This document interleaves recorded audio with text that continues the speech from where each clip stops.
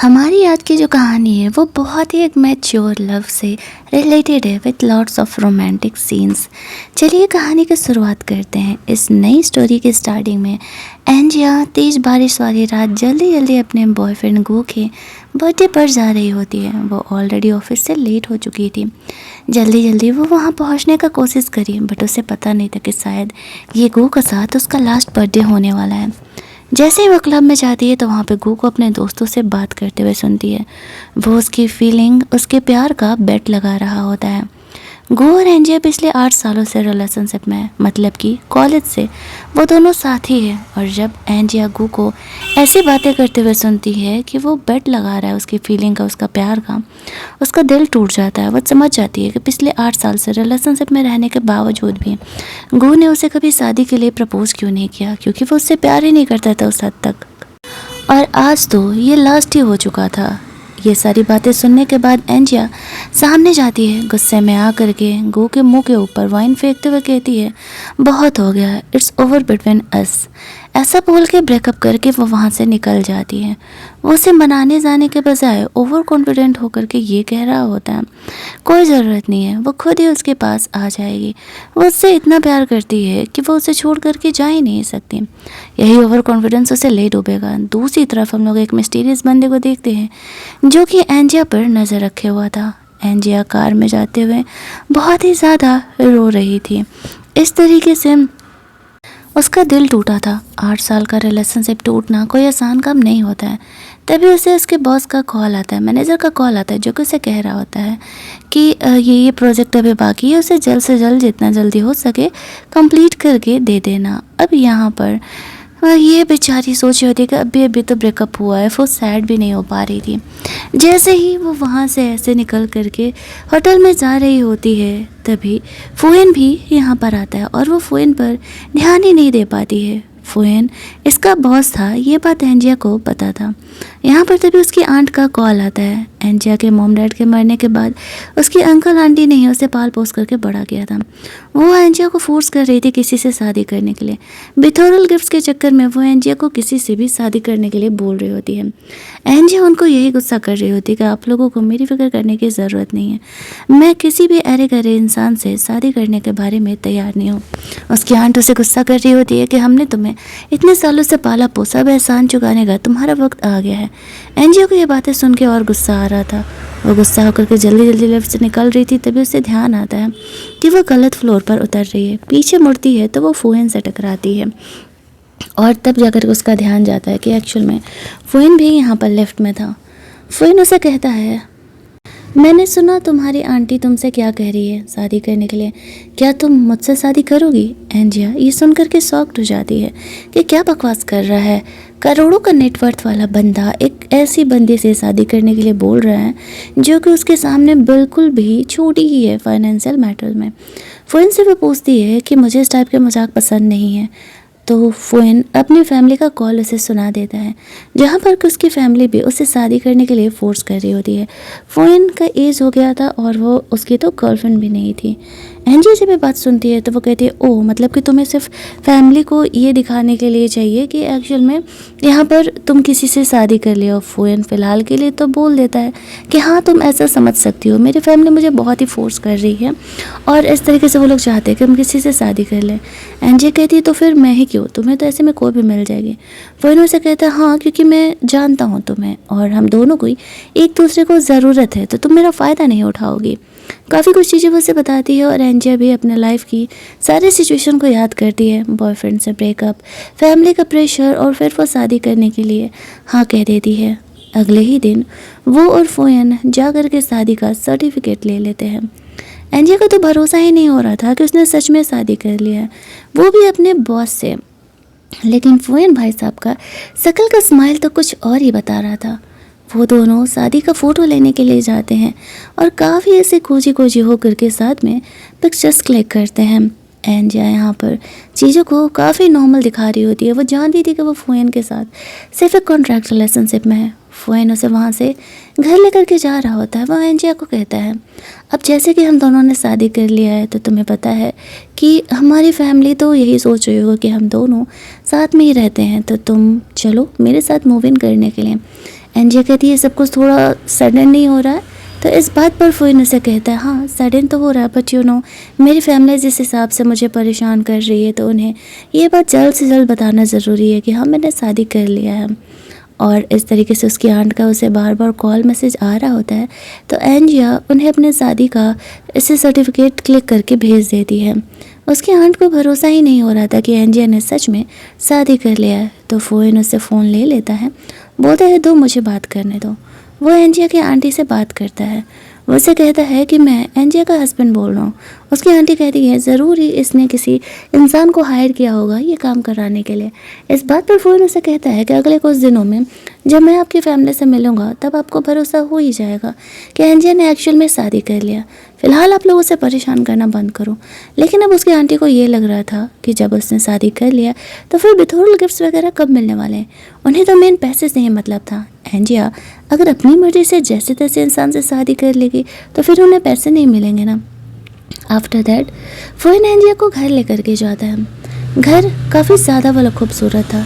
एंजिया ये देख करके इम्प्रेस हो जाती है। फ़ोइन उसे कहता है कि अगर तुम घर में कुछ भी चीज़ें चेंज कराना चाहती हो तो बोल देना, मैं उन चीज़ों को तुम्हारे पसंद के हिसाब से चेंज करा दूंगा। एंजिया सामने जाकर के मिरर में देखने लगती है तो फ़ोइन पीछे से उसका पिक्चर क्लिक कर लेता है और अपने सोशल साइट पर डाल देता है, ऐसे लिख करके कि मतलब वो यहाँ पर अपनी गर्लफ्रेंड को वाइफ को घर लेकर के आया हुआ था। एंजिया को ये बातें पता नहीं था। एंजी से वो कहता है कि तुम टायर्ड हो गई होगी, अपने कमरे में जाकर के रेस्ट कर सकती हो। एंजिया अपने कमरे में जाती है। उसे कमरा काफ़ी पसंद आता है। थोड़ी देर रेस्ट करने के बाद जब वो बाहर आती है तो फ़ोइन उसके लिए खाना बना रहा था। उसने अपने हाथों से उसके लिए ऐसे नूडल्स बनाया था। मुझे समझ में नहीं आता कि ये एक्ट्रेस लोगों को घर में भी हाई हील क्यों पहना के घुमाते हैं यार। एटलीस्ट घर में तो नॉर्मल स्लीपर पहना, तो घर में हाई हील पहन के कौन ही घूमता है। यहाँ पर फ़ोइन एंजिया के लिए जब वो फूड प्रिपेयर करता है, एंजिया इम्प्रेस तो थी, लेकिन वो फ़ोइन को कहती है कि तुम्हें सब कुछ मेरे लिए करने की ज़रूरत नहीं है। हम लोग सिर्फ कॉन्ट्रैक्ट कपल है और तुम्हारा वक्त बहुत ही मायने रखता है। तुम मेरे लिए ऐसे नूडल्स बनाओगे तो मुझे तो ये चीज़ें थोड़ी सी बुरी ही लगेगी। फ़ोइन कहता है तुम्हें ज़्यादा सोचने की ज़रूरत नहीं है, तुम खाने पर फोकस करो। एंजिया को फ़ोइन का नूडल्स बनाया हुआ बहुत ज़्यादा ही पसंद आता है और वो तो बस उसे खाते हुए देख रहा था। ये लड़का प्यार में इस कदर डूबा हुआ था कि उसे छोड़ के सबको पता था कि वह एंजिया से कितना प्यार करता है। वो यहाँ पर उसे जताना तो चाह रहा था, लेकिन एक लिमिटेड में वो रह रहा होता है क्योंकि एंजिया को पता नहीं था ना कि उसका उस पर कितना ज़्यादा वाला क्रश है। आफ्टर दैट अगली मॉर्निंग जब एंजिया अपने ऑफिस के लिए निकल रही थी तो उसके सामान में से उसे उसकी वो पर्सनल डायरी मिलती है जिसमें कि उसने गो के बारे में काफ़ी कुछ लिखा हुआ था। गुस्से में आकर के वो उस पर्सनल डायरी को फेंक देती है। तभी उसे वहाँ पर एक नंबर से कॉल आता है। वो फ़ोन उठाती है तो उसे पता चलता है कि एक्चुअली में वो फ़ोन गो का था। वो उसे कहता है कि तुमने मुझे हर जगह से ब्लॉक कर दिया है, क्या तुम श्योर हो कि तुम मुझसे ब्रेकअप करना चाहती हो। एंजिया उसे कहती है कि हाँ मैं श्योर हूँ कि मैं तुमसे ब्रेकअप करना चाहती हूँ। बहुत हो गया, इन 8 सालों में जब तुमने मेरी कदर नहीं की तो आगे भी तुम्हारा मुझ पर कदर नहीं होने वाला है। इसी वजह से मैंने तुमसे ब्रेकअप कर लिया और अब आई होप कि तुम मुझे परेशान नहीं करोगे क्योंकि मैंने किसी से शादी भी कर लिया। लेकिन गो को इन बातों का ट्रस्ट नहीं हो रहा होता है कि एंजिया ने सच में किसी से शादी कर लिया है। वो अपने फ्रेंड के बुलाने पर उससे मिलने के लिए जाती है। उसकी फ्रेंड ने भी एंजिया के कंपनी में ही जॉब ज्वाइन किया हुआ था और एक्चुअल में वो जॉब उसने फ़ोइन की वजह से ज्वाइन किया था। फ़ोइन पर उसका क्रश था। अब एंजिया से वो पूछती है कि तुम यहाँ पहले से काम करती है, फ़ोइन के बारे में कुछ बताओ। एंजिया भला क्या ही बताती कि वो अब उसका हस्बैंड बन चुका है। फ़ोइन अपने साइड से फ़ोटोज़ वीडियोज़ भेज रहा था कि वो क्या कर रही है, तो एंजिया भी यहाँ पर अपने साइड से ऐसे वीडियो रिकॉर्ड करके भेज देती है फ़ोइन को कि वो अपने दोस्त के साथ ऑफिस में बैठ करके गॉसिप कर रही है। धीरे धीरे उनके रिलेशनशिप पहले से थोड़े स्ट्रॉन्ग होते जा रहे थे। एंजिया फिर अपने ऑफिस प्लेस पर जाती है तो ये लोग आपस में बात कर रहे थे कि फ़ोइन इस तरीके से कल लड़की को घर लेकर के आया था और उसने सोशल मीडिया पर उस लड़की की फ़ोटो भी डाली है। वो लड़की कितनी लकी होगी। एंजिया वो फ़ोटो देखती है, वो समझ जाती है वो तो उसी के बारे में बात कर रहे हैं। तभी उसका मैनेजर आता और एंजिया को कहता है शाम में हमें एक ऑफिशियल पार्टी में जाना है जहाँ पर कि कुछ बिजनेसमैन आने वाले हैं। एंजिया ऐसे पार्टीज़ में जाना पसंद नहीं करती थी क्योंकि उसे वहाँ ड्रिंक करना पड़ता था, लेकिन वो मैनेजर के कहने पर मजबूरी में वहाँ पर जाती है जहाँ पर कि वो लोग जो बिजनेसमैन थे वो लोग इनडायरेक्टली एंजिया को अपनी सिंसेरिटी दिखाने के लिए ड्रिंक करने के लिए बोल रहे होते हैं। तभी कंपनी को वो लोग ऐसे बिजनेस डील वगैरह देंगे। अब एंजिया की मजबूरी थी, मैनेजर के कहने पर वो थोड़ा बहुत ड्रिंक करने लगती है। हालांकि उसे ड्रिंक करने का आदत नहीं था। तभी वहाँ पर फूइन आ जाता है। उसे पता नहीं था कि एंजिया से वो यहाँ पर मिलने वाला है, लेकिन जब उसे पता चलता है कि एंजिया को यहाँ पर ये लोग ऐसे ड्रिंक करने के लिए फोर्स कर रहे हैं, तो वो जा कर के उन्हें इनडायरेक्टली सबको डांट लगाता है और कहता है कि इस तरीके से आप लोगों को, लड़कियों को ड्रिंक करने के लिए फोर्स नहीं करना चाहिए। हम यहाँ पर बिल्कुल क्लीन वर्क करते हैं और मेरे ऑफिस में ये सारे कोई भी ड्रामेबाजी नहीं चलने वाले हैं। वो इनडायरेक्टली उसी इंसान को टारगेट कर रहा था जो कि एंजिया को उसे ड्रिंक करने के लिए बोल रहा था। पार्टी के बाद एंजिया फूइन से सॉरी बोलती है और कहती है कि मेरी वजह से तुम्हें ये सब कुछ करना पड़ा। अगर मैं अच्छा ड्रिंक करती तो तुम्हें ये करने की ज़रूरत नहीं थी। फूइन कहता है नहीं, गलती तुम्हारी नहीं है, कोई तुम्हें ऐसे ज़बरदस्ती ड्रिंक करने के लिए फोर्स नहीं कर सकता। चलो घर चलते हैं। आफ्टर दैट वो लोग घर निकलते हैं। जहाँ पर कि फूइन फ्रेशन अप हो रहा था, उसकी फैमिली को उसने फ़ोटो भेजा था। वो लोग एंजिया से मिलना चाहते थे। वो कहता है कि वो जल्दी ही अपनी वाइफ को लेके आएगा। दूसरी तरफ एंजिया अपने कमरे में थी। फूइन उससे बात करने के लिए जाता है तो वो आंटी से करने वाली बातें एंजिया की सुन लेता है। उनका दिमाग ख़राब कर रही थी कि एक नया बंदा मिला है जो कि 15 मिलियन का बिथोरल गिफ्ट दे रहा है। इस बात पर एंजिया कहती है कि वो पागल हो गई है, उसने शादी कर ली और वो रिश्ता नहीं तोड़ने वाली। तभी वहाँ पर वो दरवाज़ा खोलती है तो सामने फूइन को देखती है और शर्मा करके जल्दी जल्दी अपना ड्रेस ठीक करने लगती है। फूइन ऐसा कहता है कि मुझे भूख लगी है, साथ में कुछ खाने चलें। बोल करके वो एंजिया को लेके जाता है, खुद अपने हाथों से नूडल्स बनाता है और एंजिया को खिलाता है। एंजिया को वो वापस से खाते हुए देख रहा था। एंजिया कहती है मुझे तुम्हारे हाथों के बने हुए नूडल्स बहुत ही पसंद है। फूइन कहता है कि मैं रोज़ तुम्हारे लिए नूडल्स बना सकता हूँ। अब रोज़ का मतलब एंजिया समझ रही थी कि वो पूरी लाइफ के लिए बोल रहा है।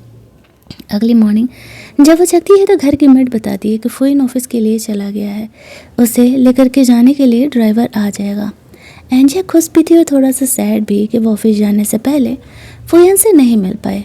आफ्टर दैट वो ऑफिस पहुँचती है, उसके सर में थोड़ा सा दर्द हो रहा होता है।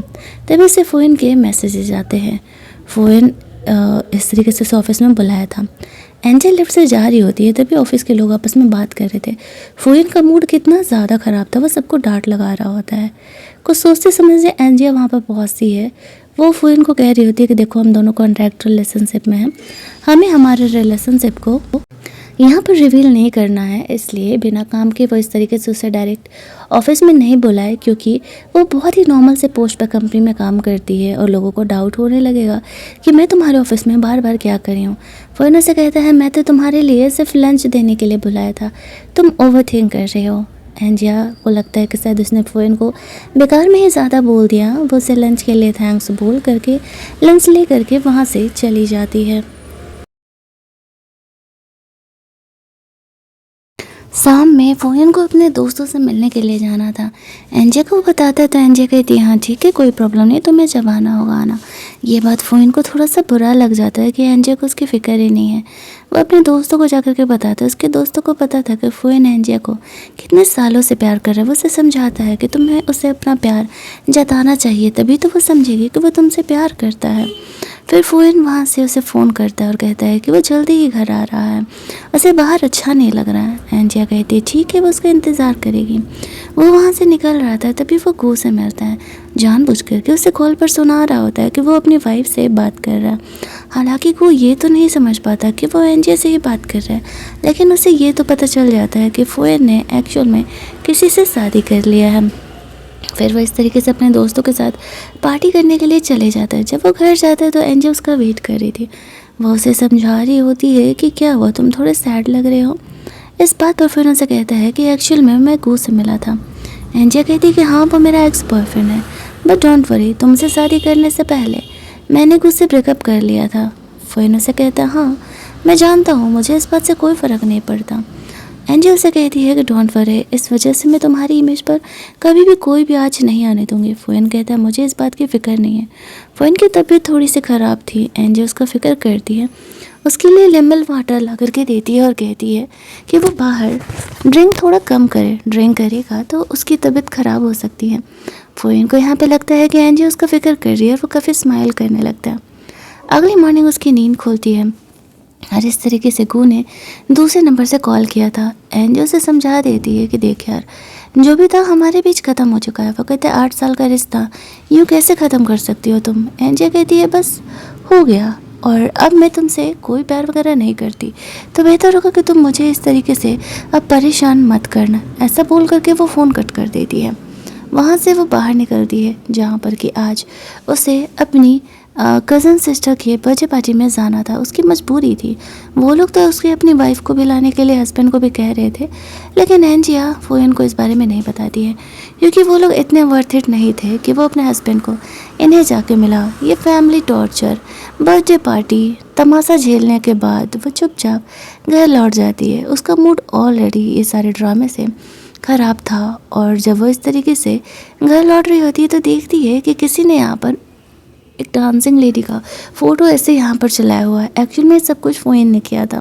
आसपास के लोग आपस में बात कर रहे थे कि ज़रूर ये इस बंदी पर क्रश था, इसलिए ना तो इसने उसका फेस दिखाया और ना ही नाम लिखा है। ये एक सीक्रेट क्रश की तरह है। अब ध्यान से देखने पर यहाँ पर ऐसा लग रहा होता है कि एक्चुअल में ये तो एंजिया का ही फ़ोटो है, लेकिन एंजिया को लगता है कि उसकी लाइफ में ऐसा कौन बंदा आ गया भाई जिसको उस पर ऐसा सीक्रेट क्रश था कि वो इतना बड़ा बिलबोर्ड पे फ़ोटो लगवा रहा है। फ़ोयन अपने फ्रेंड को थैंक्स बोलता है सब कुछ करने के लिए और अच्छा खासा उसे बाद में पेमेंट करता है। उसके फ्रेंड ने काफ़ी अच्छा काम किया था, लेकिन उसे समझा भी रहा था कि उसे टू द पॉइंट आकर के एंजिया से बात करनी चाहिए। काफ़ी लेट तक फ़ोयन यहाँ पर एंजिया के आने का वेट करता है। एंजिया जब आती है तो वैसे कहती है कि तुम मेरा इंतज़ार क्यों कर रहे थे। फ़ोयन कहता है कि भले ही कॉन्ट्रैक्ट रिलेशन में ही सही, लेकिन हम दोनों हस्बैंड वाइफ हैं। तुम घर नहीं आओगे तो मुझे तुम्हारी फ़िक्र होगी। एंजिया कहती है ठीक है, तो आज के बाद हम दोनों में से कोई भी लेट नाइट घर से बाहर नहीं रुकेगा, और अगर रुकना होगा तो एक दूसरे को हम इन्फॉर्म कर देंगे। फ़ोयन यही तो चाहता था। एंजिया जब बोलती है तो वो काफ़ी खुश होकर के इन बातों को एक्सेप्ट कर लेता और कहता हाँ हाँ ठीक है, मैं भी आज के बाद लेट नाइट कभी भी घर नहीं आऊँगा। आफ्टर दैट एंजिया रेस्ट करने के लिए चली जाती है और फ़ोयन उसे देखते रह जाता है। इसके बाद जब वो अगली सुबह जगती है तो देखती है कि यहाँ पर इस तरीके से आज स्नोफॉल हो रहा है। फ़ोयन ने एंजिया को सिर्फ बर्थडे सरप्राइज़ देने के लिए बोला था। वो अपनी खिड़की के बाहर का सीनरी क्लिक करके सोशल मीडिया पे डाल देती है। फ़ोयन ने भी अपने साइड से ये अपडेट किया हुआ था। वो एंजिया को रात में डिनर डेट पर चलने के लिए कहता है। आज एंजिया का बर्थडे था। फ़ोयन को ये बातें पता था। वो फ़ोयन के पोस्ट देख करके काफ़ी इम्प्रेस हो जाती है। धीरे धीरे ये बंदा एंजिया को पटाने का काम कर रहा होता है। यहाँ पर गोभी उसे बर्थडे विश करने के लिए कॉल करता है, बट वो फ़ोन नहीं उठाती है। लेकिन हाँ, उसके कॉल से वो यहाँ पर उसके साथ बिताए हुए मोमेंट्स को ज़रूर याद कर रही थी, बट फिर वो जल्दी ही उन सारी मेमोरीज को अपने सोशल साइट से भी डिलीट कर देती है, क्योंकि जब वो बंदे के साथ ही नहीं है तो फ़ोटोज़ रख करके क्या होगा। आफ्टर दैट वो रात में ऐसे फ़ोयन के आने का वेट कर रही थी। फ़ोयन उसके लिए फ़्लावर लेके आता। वो कहता मुझे नहीं पता तुम्हें क्या फ़्लावर पसंद है, इसी वजह से मैं ही लेकर के आया था। एंजिया को वो फ्लावर बुके देख करके उसे अपने मॉम डैड की याद आ रही थी। उसके डैड उसके मॉम को यही फ्लावर बुके दिया करते थे। देख करके वो काफ़ी इमोशनल हो जाती है। फ़ोयन को नहीं पता था कि आखिरकार ये फ्लावर बुके देख करके एंजिया रोने क्यों लगी, बट वो उसे कंसोल देता है, उसे काम डाउन कराता है। एंजिया तब बताती है कि एक्चुअल में ये उसके डैड उसके मॉम को दिया करते थे। फिर वो उसे रेस्टोरेंट में लेकर के जाता है जहाँ पर कि उसके दोस्त लोग भी आए हुए थे, और उसके दोस्त लोग यहाँ पर सारे इस तरीके से एंजिया से मिलने के लिए परेशान थे। फ़ोयन की कज़न सिस्टर भी आई हुई थी। वो लोग एंजिया से पहली बार मिल रहे थे। अब तक सिर्फ एंजिया के बारे में बातें ही सुना करते थे। सब यहाँ पर एंजिया को बहुत ही अच्छे तरीके से ट्रीट करते हैं। एंजिया को फ़ोयन के दोस्तों से मिल करके बहुत ही अच्छा फील होता है। फ़ोयन के दोस्त लोग फिर फ़ोयन को अपने साथ गेम खेलने के लिए बोलते हैं। एंजिया को भी वो लोग बोल रहे थे, लेकिन एंजिया मना कर रही थी, करे नहीं मुझे तो एक्चुअल में ये गेम खेलने ही नहीं आता। एक बार मैंने ट्राई किया था और मैं बहुत सारे पैसे हार गई थी। फ़ोयन उससे कहता है कोई नहीं, हम हैं ना, मैं तुम्हें सिखा दूँगा, आ जाओ साथ में। तो फिर काफ़ी इंसिस्ट करने के बाद फिर यहाँ पर एंजिया उन लोगों के साथ गेम खेलने के लिए आती है। एज यूजुअल जब वो यहाँ पर गेम खेलने के लिए आती है तो गेम हार जाती है, तो हारने वाले को सामने वाला जो भी कहेगा वो करना पड़ता है। तो यहाँ पर इस तरीके से वो लोग फ़ोयन और एंजिया को एक दूसरे को किस करने के लिए बोलते हैं।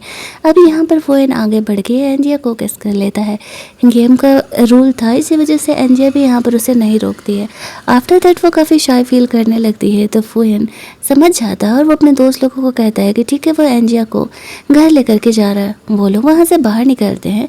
तो यहाँ पर इस तरीके से एंजिया फ़ोन से कहती है, आई नो कि ये सब कुछ तुमने अपने दोस्तों को ये दिखाने के लिए किया कि हम दोनों सच में एक रियल कपल हैं और सिर्फ गेम की वजह से तुमने मुझे किस किया। डोंट वरी, मैं इन चीज़ों को सीरियसली नहीं लेती हूँ। फ़ोन का दिल और थोड़ा सा क्रैक हो जाता है क्योंकि वो तो एक्चुअल में एंजिया से प्यार करता था। यहाँ पर गू के फ्रेंड्स आते हैं और वो लोग एंजिया का पिक्चर क्लिक कर लेते हैं। रात में एंजिया जब घर जाती है तो वो फुयन के बारे में ही ऐसे सपने देख रही होती है। वो सपने में भी फुयन के साथ रोमांस ही कर रही थी। अगली मॉर्निंग इसी सपने के साथ उसकी नींद खुलती है। उसे ऑफिस जाने के लिए काफ़ी लेट हो रहा था और फिर वो जल्दी जल्दी ऑफिस के लिए निकलती है। इस बात से एम्बैरेस होकर के जब वो जल्दी जल्दी ऑफिस जा रही होती है तो फुयन उसे ब्रेकफास्ट करने के लिए रोक लेता है, बट वो बहाना बना देती है कि वो बाहर से ब्रेकफास्ट कर लेगी। तो फुयन भी उसके साथ ब्रेकफास्ट करने के लिए चले जाता है। फिर वो दोनों कार में बैठ कर के साथ में ब्रेकफास्ट करते हैं। वो उसके लिए डम्पलिंग लेकर के आई हुई थी। इसके बाद वो ऑफिस पहुंचती है। वो बहुत ही ज़्यादा एम्बैरेस थी फुयन के साथ कुछ और देर वक्त बिताने से। वहाँ पहुँचने पर एंजिया को पता चलता है कि इस तरीके से सब अब भी उसी लड़की के बारे में बात कर रहे हैं जो कि कल होर्डिंग में ऐसे लगाया हुआ था। तो वो फुयन के फ्रेंड को कॉल करते रहे इस होर्डिंग के बारे में जानने के लिए। तो उसे कहता है, हाँ एक्चुअल में मेरा फ्रेंड है, वो किसी लड़की को पसंद करता है लेकिन वो लड़की उसे पसंद नहीं करती, इसी वजह से उसने ऐसा किया था। अब वो उसे कहती है तो बेकार ही है ना वैसे लोगों के पीछे पड़े रहना जो आपको पसंद नहीं करते हैं। अब वो क्या ही बताए कि वो फुयन के बारे में कह रहा है और वह एंजिया से कितना प्यार करता है। फ़ोन रखने के बाद जब उसका फ्रेंड फुयन को बताता है कि एंजिया ने क्या कहा तो फुयन का दिल और टूट जाता है, उसका मूड ऑफ हो जाता है और वो गुस्सा वहाँ पर ऑफिस के लोगों पर निकालने लगता है। सबको समझ नहीं आता कि फुयन का मूड इतना ज़्यादा भला अचानक से क्यों ही ऑफ हो गया। जब एंजिया घर पहुंचती है तो घर की मेट से पता चलता है कि वो ये नस डिनर के लिए नहीं आने वाला है। अब उससे ऐसा लगने लगता है कि क्या हुआ, ऑफिस में भी वो सब पर गुस्सा कर रहा होता है, रात में भी डिनर करने के लिए नहीं आ रहा है, ऑफिस का कुछ ज़्यादा ही स्ट्रेस हो गया है क्या। वो यहाँ पर फुयन को कॉल करती है। फुयन तो घर के बाहर ही था। एंजिया उसे कहती है कि वो किधर है, वो इतना रात हो गया घर नहीं आया, उसने कहा था कि वो कभी लेट नाइट बाहर नहीं रुकेगा। फुयन जब एंजिया की इन बातों को सुनता है तो कहता है कि वो आ रहा है। ऐसा करके वो फ़ोन कट कर देता है और फिर कार से निकल करके घर चले जाता है। घर जाने पर एंजिया फुयन को समझाती है कि क्या वो ऑफिस स्ट्रेस की वजह से परेशान है। फुयन उसे झूठ बोल देता है कि हाँ कुछ ऐसा ही समझ सकते हो। एंजिया से समझाती है कि वो परफेक्ट है और वो अपनी कंपनी में इतना अच्छा तो काम कर रहा है, फिर ऑफिस की वजह से इतना ज़्यादा परेशान होने की ज़रूरत ही क्या है। वो फुयन को कहती है गुस्सा नहीं होने के लिए।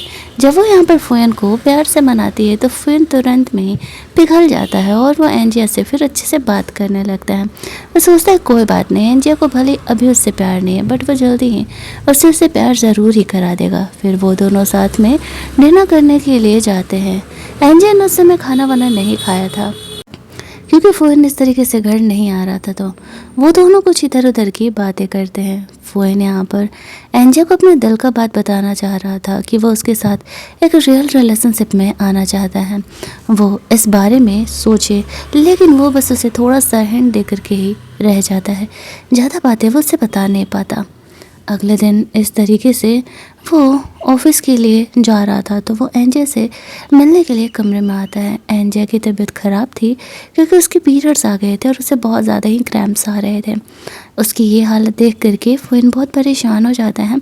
एंजिया को वो जल्दी जल्दी पेन किलर देता है। एंजिया से कहती है तुम्हारा आज का पूरा दिन का शेड्यूल काफ़ी बिजी है, तुम ऑफिस चले जाओ, मैं देख लूँगी, मैंने पेन किलर ले लिया ना, दर्द कंट्रोल हो जाएगा। लेकिन फुयन उसे कहता है कि मेरे लिए तुमसे इम्पोर्टेंट कुछ भी नहीं है, तुम्हारी तबीयत ठीक नहीं है, मैं तुम्हें छोड़ करके नहीं जाने वाला हूँ, तुम्हारा दर्द थोड़ा कंट्रोल होता है तो हम हॉस्पिटल चलेंगे। फुयन जब उसका इतना केयर कर रहा था तो एंजिया को एक अलग सी फीलिंग आ रही होती है। उसने कभी एक्सपेक्ट नहीं किया था कि फुयन उससे इतना प्यार करने वाला है। उसे हॉस्पिटल लेकर के जाता है जहाँ पर के डॉक्टर चेक करके उसे थोड़ा सा पानी वानी चढ़ा देते और बोलते हैं कि पानी ख़त्म होगा तो फिर एंजिया घर जा सकती है। वो थोड़ी सी वीक हो गई है बहुत ज़्यादा ही स्ट्रेस वगैरह लेने की वजह से। फुयन एंजिया का केयर करने के लिए वहीं हॉस्पिटल में रुकता है। एंजिया से समझाती है कब तक वो हॉस्पिटल में भी आ गई है, अब ठीक है, फुयन अगर जाना चाहे तो जा सकता है। उसे कहता है कि नहीं, जब तक एंजिया ठीक नहीं हो जाती वो उसे छोड़ करके कहीं नहीं जाने वाला है। फिर एंजिया आराम करने लगती है और फुयन यहाँ पर फ़ोन पर ही ऑफिस का काम संभाल रहा था। उसकी आँख खोलती है तो वो भी सामने फ़ोन को पाती है। उसे ये फीलिंग काफ़ी अच्छा फ़ील करा रहा था कि उसकी लाइफ में भी कोई अब है जो कि उसका ऐसे ख्याल रख रहा है। फ़िर ऐसा कहता है कि मैं तुम्हारा हस्बैंड हूँ, मैं तुम्हें छोड़ कर के भला कैसे ही जा सकता हूँ जब मेरी वाइफ ऐसे कंडीशन में हो तो। एंजे सोच रही थी लेकिन हम दोनों तो कॉन्ट्रैक्ट कपल है ना, लेकिन वो फ़ोन से कुछ बोलती नहीं है। आफ्टर दैट वो ऑफिस पहुंचती है जहाँ पर कि मैनेजर से पूछता है कि उसकी तबीयत तो ठीक है ना, क्योंकि वो कल ऑफिस नहीं आई थी। एंजे कहती है कि हाँ अब वो ठीक है। यहाँ पर उसे पता चलता है एक नई कलीग आई हुई है। एंजे उसे मिलने के लिए जाती है तो ये देख करके शॉक हो जाती है। वो उसकी एक्स क्लासमेट थी जो कि एंजे से हमेशा ही जेलस रहती थी, और यहाँ पर एंजिया के बारे में वो कॉलेज में भी रूमर्स फैलाने का काम किया करती थी। एंजिया को तो जीजी को देख करके मूड ही ऑफ हो जाता है, लेकिन यहाँ पर फिर भी वो किसी से कुछ कहती नहीं है, चुपचाप अपने काम में लग जाती है। थोड़ी देर बाद जब वो वॉशरूम जाती है तो जीजी यहाँ पर एंजिया का इंसल्ट करने के लिए आती है और कहती है कि कॉलेज में जैसे तुमने लौंडे को पटाया था, शायद यहाँ पर किसी के सिफारिश के थ्रू ही तुम आई होगी। इस बात पर एंजिया उसका वीडियो रिकॉर्ड करते हुए कहती है, हिम्मत है तो जरा ये बातें कैमरा के सामने आकर के कहो ना, क्योंकि तुम्हारे हिसाब से तो तुम सच बोल रही हो ना, तो फिर घबरा क्यों रही हो। लेकिन जीजी को एंजिया के सामने सच बोलने का कोई हिम्मत नहीं था, तो फिर एंजिया वहाँ से निकल के चली जाती है। जीजी को अपने इस इंसल्ट पर बहुत ही गुस्सा आता है। इसके बाद एंजिया शांति से अपना काम कर रही होती है और जीजी लड़कों को ऐसे मीठे मीठे बात करके पटा करके अपना काम करवा रही थी। एंजिया को फोटो क्लिक करके वो अपने साइट पर डाल देती है और लिखती है, ये वापस से मिले और अब मैं इसे मजा चखाऊंगी। जो उसके साथ ऐसे बुरे लोग थे वो लोग तो जीजी को सपोर्ट ही कर रहे होते और एंजिया को अच्छे से बुली करने के लिए बोल रहे थे। ये फ़ोटो यहाँ पर कू तक भी जाता है। वो देखता है कि जीजी ने ऐसे सोशल मीडिया पर अपलोड किया है। उसे फ्लैशबैक में याद आता है कि जब वो दोनों रिलेशनशिप में नहीं थे तब एंजिया को ऐसे जीजी कॉलेज में परेशान किया करती थी, तो उसने उसका हेल्प किया था। वो एंजिया को कॉल करते हैं। तब तक एंजिया घर जा चुकी थी। वो उसे कहता है कि जीजी तुम्हें परेशान करने वाली है, उसने अपने सोशल मीडिया पे तुम्हारे फ़ोटो डाल करके लिखा हुआ है। एंजिया कहती है कि तुम्हें ये फेक दिखावा करने की कोई ज़रूरत नहीं है, ये मेरी लाइफ और मैं देख लूँगी कि मुझे क्या करना है। ऐसे तैसे जीजी जैसी लड़कियों के लिए वो अपनी लाइफ स्पॉइल नहीं करने वाली है। अगली मॉर्निंग जब वो ऑफिस जाती है तो जीजी से कहती है कि मैंने तो अभी तुम्हारे खिलाफ कुछ किया भी नहीं था कि तुमने कंप्लेन कर दिया। गू ने एक्चुअल में जीजी को सबक सिखाने के लिए ऐसा किया था। एंजिया उसे कहती है, मुझे इन चीज़ों से कोई मतलब नहीं है, मैंने गू से ब्रेकअप कर लिया। तुम मुझसे पंगे नहीं लोगे तो तुम्हारे लिए भी ये पंगे नहीं आने वाले हैं। बेहतर होगा कि मुझसे दूर रहो। कॉलेज टाइम में जीजी बहुत ही एंजिया को परेशान किया करती थी और गू मोस्ट ऑफ द टाइम उसका हेल्प किया करता था, लेकिन ना जाने फिर इस बंदे को क्या हुआ। शायद लोगों का प्यार टाइम के साथ साथ फेड हो जाता है। सही कहा गया, प्यार करना आसान है, प्यार करते रहना मुश्किल है। यहाँ पर एंजिया जीजी को वार्न करती है कि अगर इस ऑफिस में टिके रहना है तो तुम अपने काम से मतलब रखो। बातों बातों में वो यहाँ पर उसे बताती है कि गू ने तो अपने स्टेप मदर के साथ ही रोमांस किया था, इसी वजह से तो उसके फादर ने उस लेडी के साथ अपना रिश्ता तोड़ लिया। लेकिन इंटरनल क्या बात सच था ये बात किसी को पता नहीं था। वो एंजिया की तरह यहाँ पर गू को भी डिफेम कर रही थी। एंजिया यहाँ पर घर जाती है तो वो फ़ोन को देखती है। ऐसे शॉर्ट टी शर्ट में वो तो उसके बॉडी को ताड़ते रह जाती है, बट वो अपनी फीलिंग को ऐसे फ़ोन के सामने जाहिर नहीं करती। फ़ोन अपने काम में बिजी था। एंजी अपनी फीलिंग को कंट्रोल करती है। तभी फ़ोन के नंबर पर उसके घर वालों का कॉल आ रहा था। फ़ोन नहाने के लिए चला गया था तो एंजिया उसे उसका फ़ोन देने के लिए जाती है। वो स्पीकर पर ही बात कर रहा था। उसके ग्रैंडफादर से कह रहे होते हैं जल्द से जल्द बेबी कंसीव करने के लिए अब उसने शादी वादी कर लिया। तो एंजिया इन बातों को सुन लेती है। फ़ोन बाहर निकलता है। एंजिया उसे कहती है कि मुझे लगता है कि तुम्हें अपनी फैमिली को बता देना चाहिए कि इस तरीके से अभी वो बेबी नहीं कर सकता। फ़ोन उसे कहता है क्या पता शायद तब तक हमारे बीच चीज़ें काफ़ी अच्छी हो जाए। एंजिया इस बात का मतलब समझ नहीं पाती है। फ़ोन उसे कहता है अगले कुछ दिनों में हमें फादर से मिलने के लिए जाना पड़ेगा। एंजिया ओके थी। फिर फ़ोन एंजिया को उसका फेवरेट डांस क्लास दिखाने के लिए लेकर के जाता है। बातों बातों में उसे बताता है कि वो एक लड़की से मिला था कुछ साल पहले और वो इतनी खूबसूरत थी कि इसके बाद उसे किसी का डांस पसंद ही नहीं आया। वह एंजिया के बारे में बात कर रहा था, लेकिन एंजिया उस समय फ़ोन के हिंट को समझ नहीं पाती है। हालांकि वह ये डांस देख करके बहुत ज़्यादा ही खुश थी। उसे डांस करने का बहुत ही शौक़ था, लेकिन उसकी जिम्मेदारियों ने उसे कॉर्पोरेट वर्ल्ड में ढकेल दिया था। यहाँ पर वो फ़ोन को उसके पिक्चर लेने के लिए कहती है। एंजिया यहाँ पर ऐसे उसका पिक्चर लेता है और फिर वो अपने सोशल मीडिया पर डाल देती है, जहाँ पर कि सारी चीज़ें यहाँ पर वो गु भी देखने वाला था। और जब वो ये देखता है तो वो सोच रहा होता है आखिरकार एंजिया किसके साथ वो डांस शो देखने के लिए गई थी, क्या सच में उसने शादी कर लिया। उसके मन में बहुत से सवाल थे। उसके फ्रेंड्स उसे बताते हैं कि हाँ, एंजिया ने शादी तो कर लिया है। ये बात मुझ तक भी पहुंची है। साथ ही में वो इस तरीके से यहाँ पर उसे फुएन के साथ कह रहे होते हैं कि शायद उसने उसी के साथ शादी किया है। जब एंजिया अपने ऑफिस जाती है तो उसका ध्यान जाता है कि वो तो अपना आईडी लाना ही भूल गई है। वो फ़ोन को मैसेज करती है कि शायद मेरी आईडी तुम्हारे कार में रह गई है, तो वो उसे ऑफिस में आके ले जाने के लिए बोलता है। जब वो पहुंचती है तो देखती है वहाँ पर ऑफिस के सारे लोग उसे फाइल सबमिट कर रहे हैं। उसे ऐसा लगने लगता है कि कहीं उसे और एंजिया के रिलेशनशिप के बारे में उन्हें पता ना चल जाए। इसी वजह से वो इस तरीके से उसे मना कर देती है बाद में मैसेज में कि वो इस तरीके से बिहेव ना करे, क्योंकि यहाँ पर उन्हें डाउट हो जाएगा। अब फ़ोन को ये बातें थोड़ी सी बुरी लग जाती है कि इतना भी एम्बैरेसिंग क्या है जो कि वो ऐसा बिहेव कर रही है।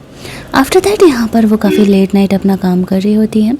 तभी वहाँ पर फ़ोन भी उसके साथ रुक जाता है और वो इस तरीके से उसे कहता है मेरे ऑफिस में आकर के तुम रेस्ट कर सकती हो। अंदर एक सीक्रेट कमरा है जहाँ पर के बेड वगैरह लगा हुआ है। लेट नाइट काम करने के बाद एंजिया यहाँ पर आती है। फ़ोन उसे कहता है फ्रेशन अप होकर के वो कपड़े चेंज कर सकती है। उसने उसके लिए कुछ कपड़े वगैरह भी रखे हैं।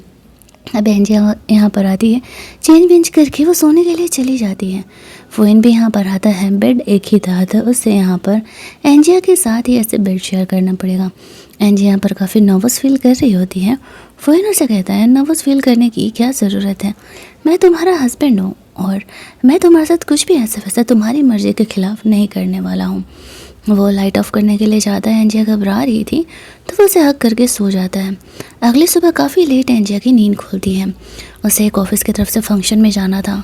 उसका मैनेजर से कॉल पर कॉल कर रहा था। वो जल्दी जल्दी रेडी होकर के निकल ही रही थी कि सारे लोग फ़ोन के ऑफिस में थे। वो लोग बस एंजिया का सैंडल देख पाते हैं। अब फ़ोन यहाँ पर उन्हें कह रहा होता है कि मेरी वाइफ है, कल रात वो मुझसे मिलने के लिए आए थे और हम लोग यहीं पर रेस्ट कर रहे थे। उन्हें तो भरोसा ही नहीं होता है कि फ़ोन ने शादी कर लिया। वो लोग कहते हैं कि फ़ोन ने तो ऐसे रिंग भी नहीं पहना हुआ है तो शादी कहाँ से। फ़ोन को भी लगने लगता है कि हाँ, बात तो सही है, उसने रिंग तो पहना नहीं है। वो कहता है कि वो जल्दी ही अपनी वाइफ के लिए वेडिंग रिंग्स भी खरीदने वाला है। फिर वो उन लोगों को जाने के लिए कहता है क्योंकि एंजिया को निकलना भी था पार्टी फंक्शन के लिए रेडी होने के लिए। उनके जाने के बाद एंजिया यहाँ पर बाहर निकलती है तो वो थोड़ा सा फ़ोन पर गुस्सा करने लगती है कि तुमने मुझे जगाया क्यों नहीं, मैं इतना लेट हो गई। फिर वो सब सोच होता है कि वो अपने बॉस से ऐसे कैसे बात कर सकती है। वही उसे कहता है चलो शादी के इतने दिनों बाद कम से कम तुमने मुझ पर गुस्सा तो किया। वो उसे पार्टी में जाने के लिए फंक्शन में एक ड्रेस भी देता है। सब एंजिया के आने का वेट कर रहे थे। एंजिया यहाँ पर आती है तो उसका मैनेजर कहता है अच्छा हुआ तुम आ गई, अरे तुम्हारे सैंडल तो बिल्कुल फुएन बॉस की वाइफ की तरह सैंडल है। एंजिया सोच रही होती है कि चलो ठीक है, एटलीस्ट इन्हें डाउट तो नहीं हुआ कि मैं ही फुएन की वाइफ हूँ। फिर वो जाती है सारा सिचुएशन फंक्शन का संभालने के लिए। स्टेज पर जाकर के उसे अपना प्रोजेक्ट वगैरह उसी को बताना था और सबको समझाना था। चीज़ों को वो काफ़ी अच्छे तरीके से हैंडल आउट करती है। सब काफ़ी खुश थे। वहाँ पर फुएन भी आता है एंजिया के सपोर्ट में। उन दोनों के ऐसे साथ में देख करके सबको लगने लगता है कि कहीं इन दोनों को कोई अफेयर तो नहीं चल रहा। जी यहाँ पर एंजिया को डिफेम करने का कोशिश करती है तो एंजिया का फ्रेंड उसे सपोर्ट करती है।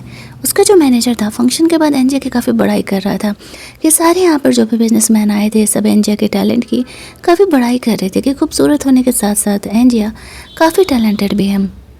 इसके बाद वो अपने दोस्त के साथ क्लब चली जाती है। ऑफिस की तरफ से पार्टी रखा गया था। यहाँ पर वो फ़ोन को मैसेज करके बता रही थी, तभी वहाँ पर गु आ जाता है। एंजिया से वो कहता है कि क्या सच में वो उसे भूल चुकी है, उसे उस गलती का एहसास है। एंजिया कहती है मुझे तो पता ही नहीं था कि ना जाने तुम कितनी औरतों के साथ सोए हो। जी शायद तुम्हारे बारे में सच ही कहती है। यहाँ पर गु से एक्सप्लेन करने का कोशिश कर रहे थे कि वो सब रूमर था, लेकिन एंजिया कहती है मुझे इन बातों से कोई फ़र्क ही नहीं पड़ता है, मैंने वैसे भी तुमसे ब्रेकअप कर लिया है, तुम इन बातों को समझ जाओ। उसकी फ्रेंड यहाँ पर एंजिया के सपोर्ट में आती है। गु से रोकने का कोशिश कर रहा था। एंजिया उसे डांटते हुए कहती है मैं तुम्हें अब इंटरेस्टेड नहीं हूँ, मैं तुमसे अलग हो चुका हूँ, मैंने सच में किसी और से शादी कर लिया है, तो बेहतर होगा कि हमें परेशान करना बंद करो। ऐसा कह के वो अपनी फ्रेंड के साथ उस पार्टी में अंदर चली जाती है। अपनी फ्रेंड को बताती है कि एक्चुअल में उसने सच में शादी कर ली है, लेकिन सिक्योरिटी रीजन की वजह से वो अभी बता नहीं सकती कि उसने शादी किससे की है, लेकिन वो जल्दी ही उसे बताएगी। इसके बाद वो पार्टी में अंदर जाती है जहाँ पर कि जीजी ने तो सोच लिया था कि आज वह एंजिया को परेशान करके मानेगी। सब यहाँ पर एंजिया को ऐसे ड्रिंक करने के लिए बोल रहे थे क्योंकि मेन पार्टी पर्सन तो यही थी। पार्टी उसी की वजह से हो रहा था ऑफिस में। सब यहाँ पर एंजॉय कर रहे होते हैं। तभी वहाँ पर फोइन भी आ जाता है। अब किसी ने एक्सपेक्ट नहीं किया था कि फोइन यहाँ पर पार्टी में आने वाला है। फोइन के आने से माहौल थोड़ा सा गर्म हो जाता है। वो एंजिया के बगल में जाके बैठता है। फिर वो लोग यहाँ पे ट्रूथ एंड डेयर का गेम खेल रहे होते हैं, जहाँ पर कि एंजिया पर आता है। उससे पूछा जाता है कि क्या वो कभी गू के साथ इंटीमेट हुई है। एंजिया कहती है कि नहीं, किसिंग तक तो था, लेकिन वो कभी गू के साथ इंटीमेट नहीं हुई। लेकिन जीजी उसे गू का एक वीडियो दिखाते हुए कहती है कि देखो, गू नहीं, ये वीडियो बनाया था जहाँ पर कि तुम ड्रंक हो और वो तुम्हें किस कर रहा है। एंजिया को तो ये बातें पता ही नहीं थी। फोहन को ये देख करके थोड़ा सा जेलस होने लगता है और वो गुस्से में जीजी को ये गेम बंद करने के लिए बोलता है। एंजिया को लग रहा था कि कहीं फोहन को सच में ये बातें बुरा तो नहीं लग रहा। बात फिर फोहन पे आता है। उससे पूछा जाता है कि क्या वो किसी को पसंद करता है, तो फोहन कहता है हाँ, वो उस इंसान को पसंद करता है जो उसे पसंद नहीं करता। एंजिया को लगने लगता है कि क्या फोहन का हिंट उसकी तरफ था, लेकिन फिर वो खुद को समझाती है कि नहीं नहीं, वो बेकार ही ओवर थिंक कर रही है। आफ्टर पार्टी फोहन एंजिया को संभालते हुए घर लेकर के जाता है। वो उसका केयर कर रहा था। एंजिया यहाँ पर काफ़ी ड्रंक थी और वो खुद ही आगे बढ़ कर फोहन को किस करने लगती है। अब फोहन ठहरा एक नॉर्मल इंसान और ऊपर से वो ऐसे एंजिया पर उसका क्रश था, तो वो कहाँ ही कंट्रोल करने वाला था।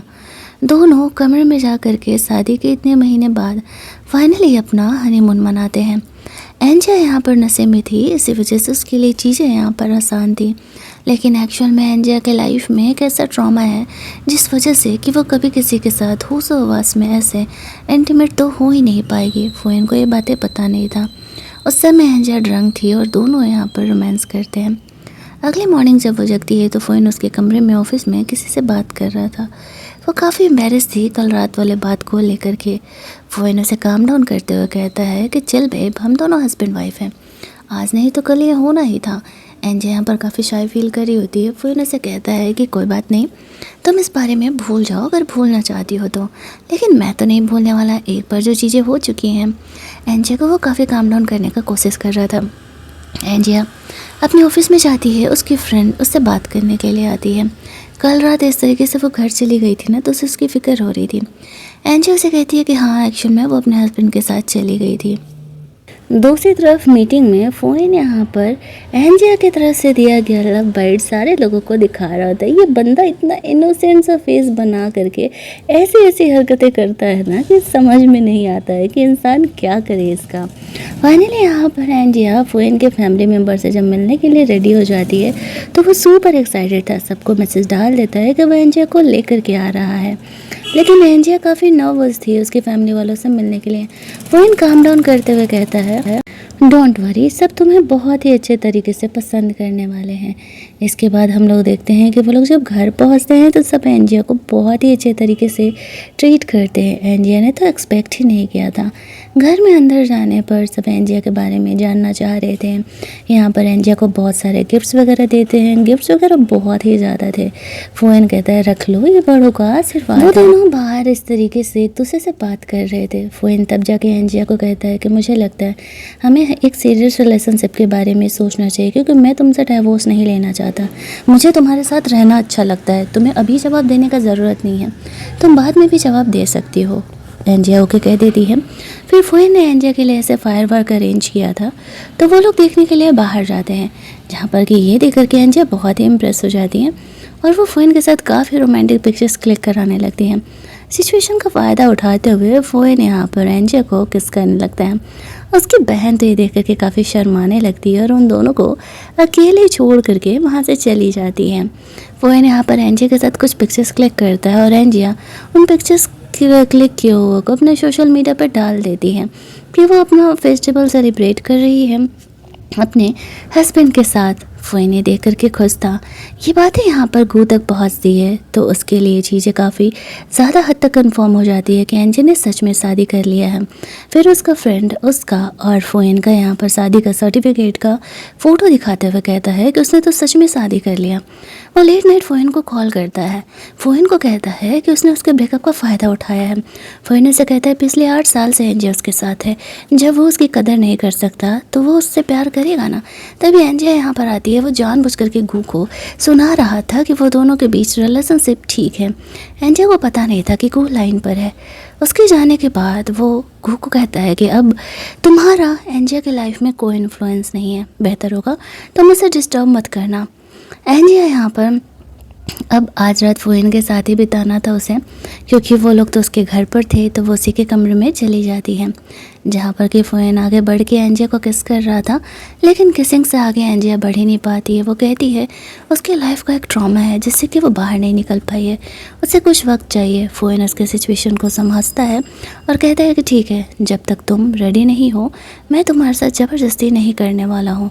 एंजिया सोचती है कि फुएन बहुत ही अच्छा इंसान है और वो बहुत ही लकी है जो कि उसे इतना ज़्यादा सिंसियर और इतना मैच्योर इंसान मिला है। दोनों सिर्फ एक दूसरे को हक करके सो जाते हैं। अगली मॉर्निंग जग करके वो अपनी फ्रेंड से मैसेज में बात कर रही होती है, तभी वहाँ पर फुएन आ जाता है। वो पूछता है उसकी नींद तो पूरी हुई ना। एंजिया कहती है हाँ। वो काफ़ी शाय फील कर रही थी क्योंकि इस तरीके से वो कल फुएन के साथ थी और उसके साथ रोमांस नहीं कर पाई थी। वो उठ करके ऑफिस जाने के लिए रेडी हो रही होती है और फिर अपने लव बाइट को ढकना भी तो था जो कि फुएन ने उससे दिया था। शाम में फुएन उसे अपने दोस्तों से मिलने के लिए लेकर के जाता है। अब यहाँ पर एंजिया पहले के कंपेयर में काफ़ी अच्छे तरीके से गेम खेलने के लिए सीख गई थी। तभी वहाँ पर एंजिया को गू के दोस्त लोगों का कॉल आता है। वो साइड में जाकर बात करने लगती है। फुएन को उसके दोस्त बताते हैं कि कल गू का कार एक्सीडेंट हो गया, एक्सीडेंट बहुत भयंकर हुआ है और उसके बाद वो कभी कार रेसिंग कर भी नहीं पाएगा। एंजिया को भी सेम बात पता चलता है कि वो हॉस्पिटल में है। उसके दोस्त से कह रहे होते हैं आकर के एक बार देखने के लिए, लेकिन वो उससे मिलने के लिए नहीं जाती है क्योंकि उसने उससे ब्रेकअप कर लिया है। अगले दिन वो ऐसे ऑफिस जाती है। उसकी फ्रेंड पूछ रही थी उसके और उसके हस्बैंड के बीच में बातें कहाँ तक आगे बढ़ी, लेकिन एंजिया कहती है कि नहीं अभी कुछ भी नहीं हुआ। तो उसे कुछ और ऑप्शंस दिखा रही होती है। तभी यहाँ पे फुएन आ जाता है और उसकी फ्रेंड को कहता है कि एंजिया उसकी वाइफ है और उसे उसकी फिजिकल नीड्स की ज़रूरत रखने की ज़रूरत नहीं है।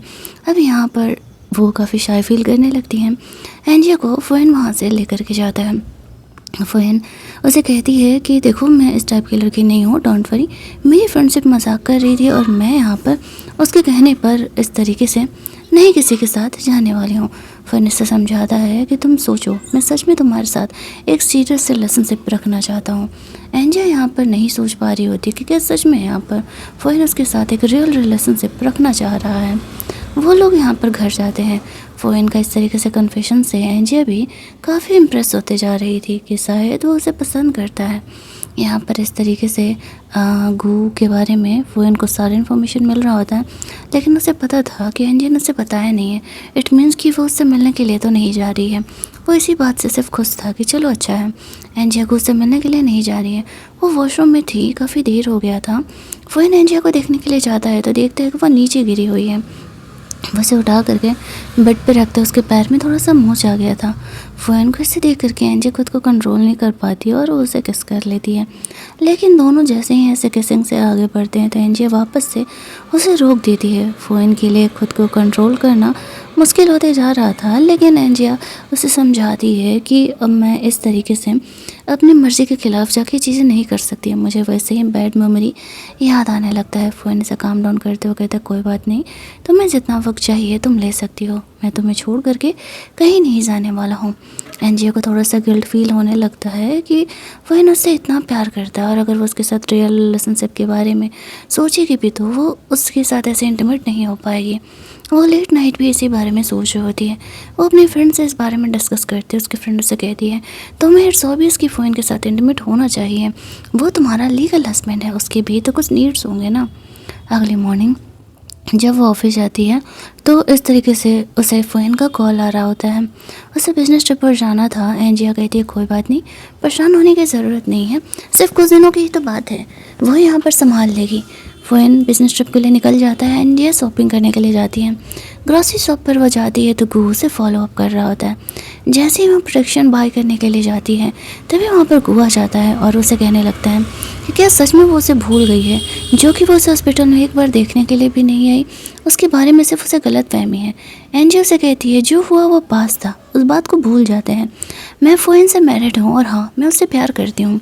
मैं उसके साथ एक सही रिलेशनशिप के बारे में सोच रही हूँ, तो तुम हमें डिस्टर्ब करने के लिए बार बार मत आ जाओ। ऐसा करके वो सामान लेके चली जाती है। घर जाने पर उसे फ़ोइन का वीडियो कॉल आता है। वह एंजिया को लेकर के फ़िक्रमंद हो रहा था कि वो ठीक तो है ना। एंजिया उसे कहती है कि हाँ, सब ठीक है। वो जल्द से जल्द अपना बिजनेस ट्रिप कंप्लीट करके लौटना चाह रहा था एंजिया के पास। जब वो ऑफिस जाती है तो उसकी फ्रेंड उससे पूछ रही थी, उसके और फ़ोइन के बीच बातें आगे बढ़ी। एंजिया कहती है, नहीं यार, अभी नहीं, मैं तो बस सोच ही रही हूँ। तभी वहाँ पर जीजी आती है और वो एंजिया का इंसल्ट करने का कोशिश करती है कि लगता है कि यहाँ पर भी उसने जो किसी से शादी की है तो ज़रूर ही वो कोई उसका शुगर डैडी टाइप ही होगा। एंजी यहाँ पर सोच रही होती है कि वो इस लड़की को कब थप्पड़ मार करके अकल दे दे, लेकिन जीजी के साथ वो ज़्यादा बदतमीजी से बिहेव नहीं करती है। यहाँ पर जीजी अपना काम एंजिया को देने का कोशिश करती है, लेकिन एंजिया साफ तौर पर टाल देती है कि उसकी जॉब रिस्पॉन्सिबिलिटी अलग है और वह जीजी का कोई भी काम नहीं करने वाली है। तभी एंजिया को फ़ोइन का मैसेज आता है कि वो उससे मिलने के लिए ऑफिस में जाए। जब एंजिया जा रही है तो वो देखती है कि वो बिजनेस ट्रिप से लौट आया है। फ़ोइन उसे कहता है, मैं जल्दी जल्दी प्लेन चेंज करके 2 घंटे पहले तुमसे मिलने के लिए आ गया। मुझे तुमसे मिले बिना रहा नहीं जा रहा था। होता है रिलेशनशिप की शुरुआत में इतना प्यार मोहब्बत तो होता ही है। अब यहाँ पर वो एंजिया को ऑफिस में ही किस करने लगता है। एंजिया उसे रोकती है क्योंकि ऑफिस का कोई भी ऑफिस में इस तरीके से अंदर आ सकता था, तो फिर फ़ोइन को यहाँ पे रुकना पड़ता है। एंजिया उसे कहती है, हम रात में घर पर मिलते हैं। शर्माते हुए वो वहाँ से चले जाता है। उसने नहीं सोचा था कि एंजिया ने फ़ोइन के लिए क्या ही प्लान करके रखा हुआ है। इधर हम लोग जीजी को देखते हैं जो कि एंजिया को परेशान करने के लिए उसी के कॉलेज के एक बदमाश लड़के को एंजिया का एड्रेस दे देती है। वो कॉलेज में भी एंजिया को परेशान करते रहता था। एंजिया को तो ये सारी बातें पता ही नहीं था। ऑफिस के बाद फ़ोइन के साथ वो वहाँ से निकलती है। वो काफ़ी टायर्ड थी और तो कार में ही फ़ोइन उसे एक नींद ले लेने के लिए बोलता है। एंजिया काफ़ी टायर्ड थी तो वो कार में ही सो जाती है। नेक्स्ट डे जब वो ऑफिस आती है तो उसके डेस्क पर ऐसे फ्लावर बुके रखा हुआ था। शुरुआत में तो उसे ऐसा लगता है कि शायद फ़ोइन ने रखा हुआ, लेकिन जब वो चेक करती है तो फ़ोइन की तरफ से नहीं था, तो वो फ्लावर बुके को फेंक देती है। जीजी एंजिया का इंसल्ट करने का कोशिश कर रही थी कि लगता है कि उसके नए शुगर डैडी ने उसे दिया है, तो एंजिया उसे सबक सिखा देती है। उसकी फ्रेंड यहाँ पर एंजिया के सपोर्ट में आती है तो फिर जीजी ज़्यादा कुछ बोल नहीं पाती है। ये पहली बार था तो एंजिया इन चीज़ों को इग्नोर कर देती है। फ़ोइन को सिर्फ नॉर्मली इन्फॉर्म करती है कि शायद किसी और का फ्लावर बुके उसके डेस्क पर आ गया था। शाम में फ़ोइन एंजिया के लिए ऐसे स्नैक्स लेकर के आता है क्योंकि एंजिया को भी लेट नाइट काम करना था, तो फ़ोइन उसी के लिए ऐसे यहाँ पर रुक गया था। एंजिया यहाँ पर काम वाम फिनिश करने के बाद फ़ोइन के साथ घर पहुँचती है और फिर वो फाइनली डिसाइड करती है कि आज वो फाइनली फ़ोइन के साथ रोमांस करेगी। वो उसके साथ ऐसे रिलेशनशिप में आ करके गलत नहीं कर सकती है। फ्रेशन अप होने के बाद वो खुद अपने साथ प्रोटेक्शन लेकर के फ़ोइन के पास जाकर उसके आने का वेट करने लगती है। खुद को काम डाउन करने के लिए उसने थोड़ा बहुत ड्रिंक भी कर लिया था क्योंकि वो जानती थी कि होशो हवास में तो वो पहली बार फ़ोइन के साथ इंटीमेट नहीं हो पाएगी। फिर वो फ़ोइन को मैसेज करके बाहर बुलाती है। फ़ोइन हॉल में आता है, एंजिया से पूछता है क्या हुआ, तो वो उससे अपना वो प्रोटेक्शन दिखाते हुए कहती है कि एक्चुअल में मैंने फाइनली यहाँ पर तुम्हारे साथ रोमांस करने का डिसाइड किया है। ऐसा करके वो खुद ही आगे बढ़ के यहाँ पर फ़ोइन को किस कर लेती है। अब फ़ोइन भाई सब कहाँ ही रुकने वाले थे। फाइनली दोनों यहाँ पर हनीमून मनाते हैं। उसे भी दिख रहा था कि एंजिया अपने साइड से ऐसे एफर्ट्स लगा रही है उनके रिलेशनशिप को नॉर्मल करने के लिए। फिर जब वो ऑफिस जाती है तो उसकी फ्रेंड उसे फ़ोइन का इंटरव्यू दिखा रही थी जहाँ पर कि वो अपने वाइफ के बारे में बात कर रहा होता है और उसकी काफ़ी बड़ाई कर रहा था। एंजिया देख करके स्माइल करने लगती है। तभी उसे एक एनोनिमस नेम से गिफ्ट मिला हुआ था। ओपन करके देखती है तो एक लॉन्ड्री था उसमें। उसे गुस्से में आकर के वो वॉशरूम में जाकर के कट करने लगती है और उसे कट करने के चक्कर में उसका हाथ भी यहाँ पर कट हो जाता है। वो काफ़ी ज़्यादा परेशान थी। वो फ़ोइन को कॉल करके बोलती है कि क्या वो ऑफिस में आ सकती है उससे बात करने के लिए। फ़ोइन उसे कहता है इसमें पूछने की क्या ज़रूरत है, आ जाओ। एंजो उससे मिलने के लिए जाती है। वो काफ़ी परेशान था। वो पूछता है क्या हुआ। एंजो उसे बताती है कि कुछ दिनों से उसे एक नंबर से मैसेज आ रहा है। पता नहीं वह इंसान कौन है, लेकिन वो उसे ऐसे हैरेस कर रहा है। साथ ही में आज तो उसने ये गिफ्ट भी भेजा था। फ़ोइन उसे काम डाउन होने के लिए कहता है। वो कहता है डोंट वरी, वो जल्दी इस इंसान के बारे में पता लगा लेगा कि आखिरकार वो कौन है जो कि उसे परेशान करने का कोशिश कर रहा है। फिर जब वो वहाँ से बाहर निकलती तो उसका मैनेजर उससे कहता है कि हमारे बिज़नेस के कुछ और लोग तुमसे मिलना चाहते हैं, वो लोग तुम्हारे टैलेंट से बहुत ज़्यादा इम्प्रेस है। शाम में एंजिया उनके साथ उस पार्टी में जाने के लिए डिसाइड करती है। यहाँ पर जीजी को ये बातें पता चलता है और वो जीजी को सबक सिखाने के लिए उस लड़की को एंजिया के बारे में बता देती है। यहाँ पर एंजिया उनके साथ ऐसे बैठ करके पार्टी वार्टी कर ही रही होती है। तभी एक वेटर आता है और एंजिया को कहता है कि फ़ोन ने तुम्हें बुलाया है। एंजिया जब उसके पीछे पीछे जाती है तो कोई इंसान इसे एंजिया को किडनैप कर लेता है, होटल के एक कमरे में लेकर के जाता है। जब एंजिया की आँख खुलती है तो सामने कोई लाइव ऐसे उसका वीडियो रिकॉर्ड कर रहा था और ये वही बंदा था जिसने कि कॉलेज में एंजिया को हैरेस किया था और एंजिया ने जैसे तैसे करके खुद को संभाला था।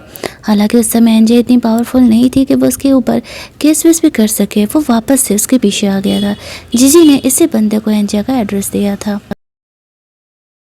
इधर जब फोन आता है तो वो एंजिया को इस पार्टी में नहीं देखता है। वो लोग उससे पूछता है एंजिया किधर है, तो वो लोग कहते हैं आप ही ने तो एंजिया को बुलाया था ना, तो वो गई तो थी आपसे मिलने। ये बात जब फोन को पता चलता है तो वो काफ़ी परेशान हो जाता है। एंजिया को कॉल करता है लेकिन कोई फ़ोन नहीं उठाता है तो वो उसे ढूंढने के लिए निकलता है। इधर जैसे तैसे करके यहाँ पर एंजिया खुद को संभाल करके रखी हुई थी उस बंदे से और तब तक यहाँ पर फाइनली फोन जो है वो एंजिया को ढूंढते हुए आ जाता है। वह एंजिया को सेव करके वहाँ से लेके जाता है। बाकी मैटर उसके फ्रेंड्स यहाँ पर संभाल लेते हैं। गो इन चीज़ों को देखता है। यहाँ पर डॉक्टर बताते हैं कि एंजिया से बहुत ज़्यादा घबरा गई थी और परेशान होने वाला कोई बात नहीं है। फोन एंजिया से माफ़ी मांगता है कि अगर उसने एंजिया का एक्स्ट्रा ख्याल किया होता तो शायद ये नौबत ही नहीं आता। उसे पता चला था कि जीजी ने अपने अंकल और उस बंदे के साथ मिल करके एंजिया कैसे फंसाया था। वह एंजिया को प्रॉमिस करता है इस बेइज्जती का बदला वो लेकर के रहेगा। एंजिया उसे हक करते हुए कहती है तुम्हारी गलती नहीं है, गलती जीजी की है, तुम्हें परेशान होने की ज़रूरत नहीं है।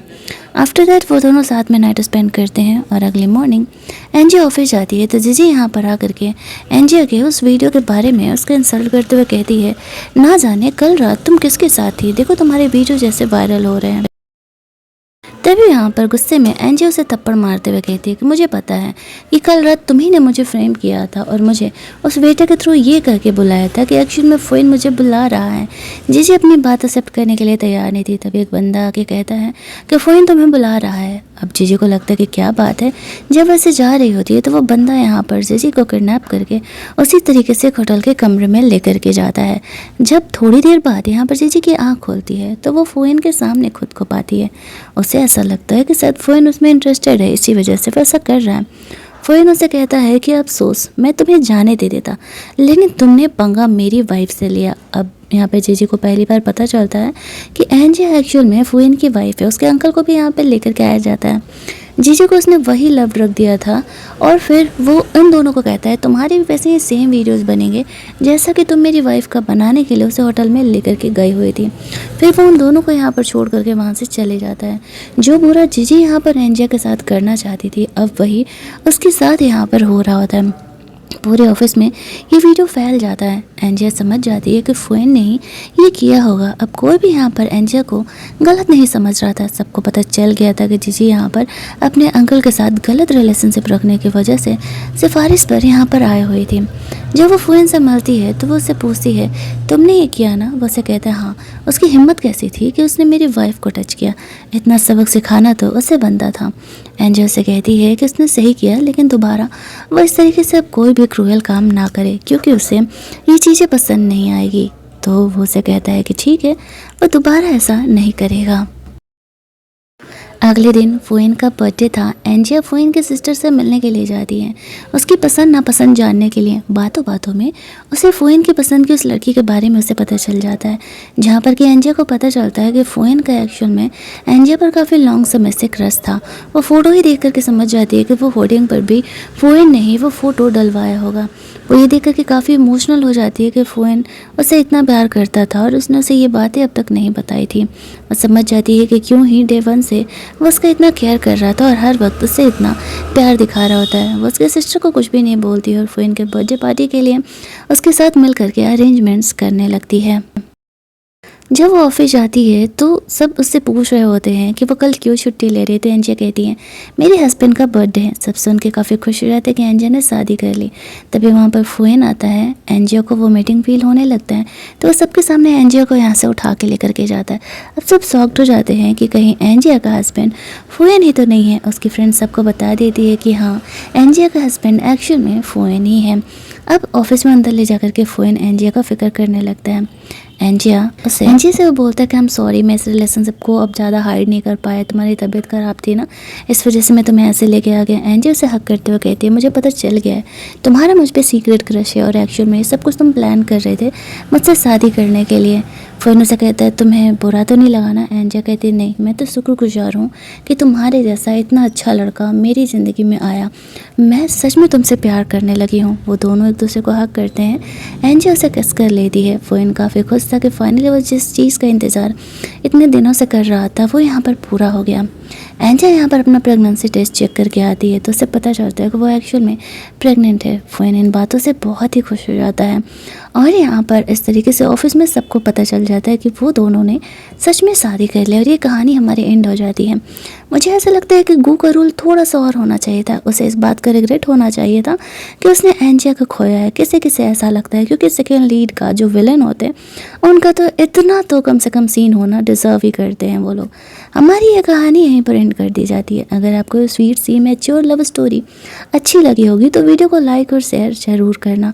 चैनल को सब्सक्राइब कर लेना ताकि नए वीडियोज़ के नोटिफिकेशन आपसे मिस ना हो। जल्दी से मिल लेते हैं हम लोग एक और मस्त मस्त वाली कहानी के हिंदी वर्जन में।